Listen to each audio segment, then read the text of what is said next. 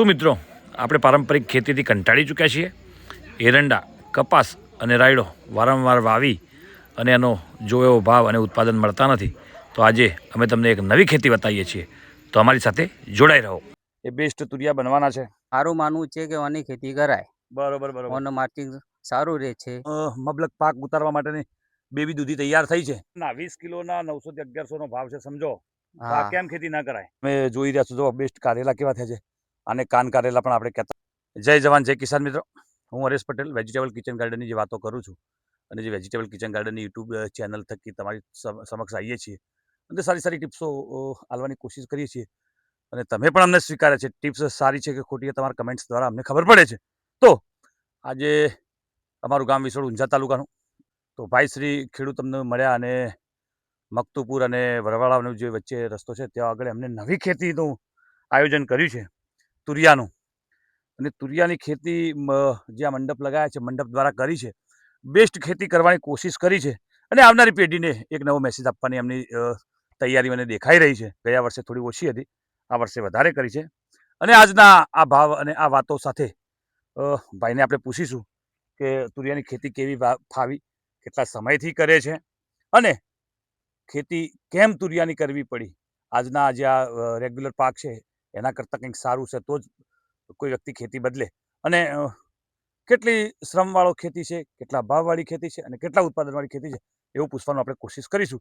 તો ભાઈ શ્રી પોતે પોતાનો નામ સાથેનું વાત કરશે. અને તુરિયાની ખેતી કરવી હોય તો એમનો કોન્ટેક્ટ પણ કરી શકો છો, એટલે એમનો નંબર પણ આપણે આપીશું તમને વ્યુઅર્સ મિત્રોને. તો લેટ્સ ગો. મારું નામ છે ઝાલા વિજયજી સરતાનજી, ગામ બ્રાહ્મણવાડા. આ ખેતી કરી શકાય. આ ખેતીમાં સારું માર્કેટિંગ રહે છે અને ના ભાવ પણ સારા હોય છે. અચ્છા, અને હાલ આ ખેતીના કેટલા આનો ભાવ શું મણનો? હાલનો 900 થી 1100 નો ભાવ ચાલી રહ્યો છે. એક મણના 20 કિલોના 900 થી 1100 નો ભાવ છે, સમજો. તો આ કેમ ખેતી ના કરાય? આ ખેતી કરાય. કોઈને મુલાકાત લેવી હોય તો મારો નંબર 99 130 83 128 મારો નંબર છે. તમે કોન્ટેક્ટ કરી શકો છો. હું તમને મારી બનતી કોશિશ બધી કરીશ અને તમને સમજાવીશ. બરોબર. તો આ ખેતી બીજી જે આપણી જે કપાસ એરંડાની ખેતી હતા એના કરતાં તમે ચેન્જ કરી છે આ ખેતી, તો શું આ ખેતી 100% કરાય ખરા? મારા વ્યુઅર્સ મિત્રોને જણાવો. મારું માનવું છે કે આની ખેતી કરાય. બરોબર બરોબર. ઓનું માર્કેટિંગ સારું રહે છે અને અમે ઉત્પાદન બી સારું હોય છે. બરાબર. તો મિત્રો તમે જાણ્યું કે ભાઈશ્રીએ કીધું બ્રાહ્મણવાળાના ભાઈ છે અને બધી ખેતી અલગ અલગ સારી કરવાની કોશિશ કરે છે.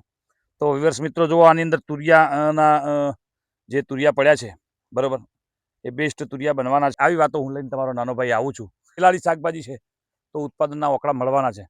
તો ભાઈએ આખી વાડી બનાવી છે, બરોબર. તો આ આખી તુરિયા છે, જોઈ લો, મિત્રોને બતાવો. અને એની બાજુમાં દૂધી પણ લગાવી છે, સમજો, બરોબર. અને વરસાદના કારણે થોડું નિંદામણ થઈ ગયું છે, પણ વેલાળી શાકભાજીનું વજન વધારે થાય, તમે બધા જાણતા હશો. તો એવું જ કામ ભાઈશ્રીએ કર્યું છે. અને અહીંયા તુરિયાના વેલા લગાવ્યા, બાજુમાં દૂધી, અને ફેરથી તુરિયાના વેલા માટેની બધી તૈયારીઓ થઈ ગઈ છે. આનો મંડપ બનાવવાનો પણ બહુ લાંબો ખર્ચો થતો નથી. તમે સમજો કે એક વાંસ લગાવ્યો છે આમ ઊભો, બાજુમાં બીજો વાંસ લગાવ્યો છે 10 12 15 ફૂટે, અને એક આડો વાંસ લગાવી અને પછી વાયર ખીંચી દીધા છે યુટ્યુબ મારફતે. યુટ્યુબ ચેનલ, યુટ્યુબ જર્ની ચાલી રહી છે તમારી ને મારી. તો વેજીટેબલ કિચન ગાર્ડનની વાતો પણ આપણે કરીએ છીએ અને આવી નવી ક્યાંક ખેતી નજરમાં આવે તો પણ આપણે કરવાની કોશિશ કરીએ છીએ.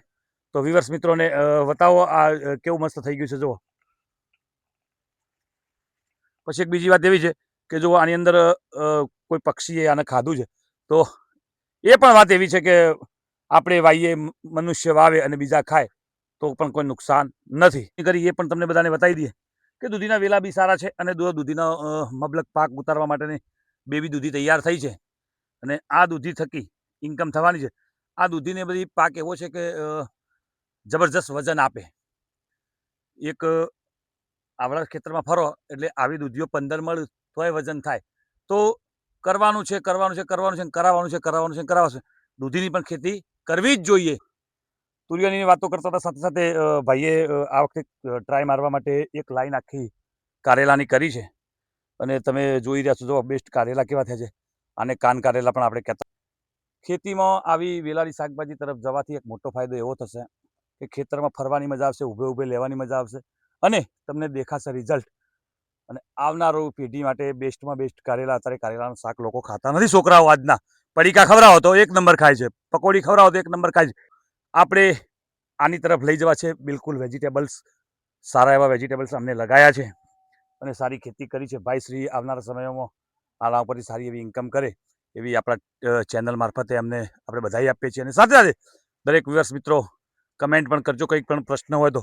ખેડૂતો અમને મળે છે, એમને અમે બિરદાવીએ છીએ. હું હરેશ પટેલ તહે દિલ છે, ભલે ખેતી એમને કરી છે બરાબર, પણ એમને હું કહું છું કે આવું આવું કામ કરતા રહેજો. આમાં કંઈ પીછીહટ કરતા નહીં, કે જેથી કરી અને ઉત્પાદનના આંકડા તો આગા પાછા થવાના છે, રેટ પણ આગો પાછો થવાનો છે, પણ આની અંદર ટક્યા રહ્યા તો કમાણી કમાણી કમાણી અને આવનારું ભવિષ્ય આપણે બદલી શકીએ છીએ, આપણું, આપણા છોકરાઓનું.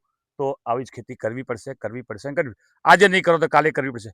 Organic vegetable kitchen garden Haresh Patel YouTube channel like, share and subscribe કરવાનું ભૂલતા નહીં. હવે અમારી ચેનલ છે એના વિશે પણ તમે 2 શબ્દો કહેજો. આમની ચેનલ સારી છે, વિડીયો સારા બનાવે છે, પબ્લિકને સારું સારું મોકલે છે ને સારું સારું બતાવે છે.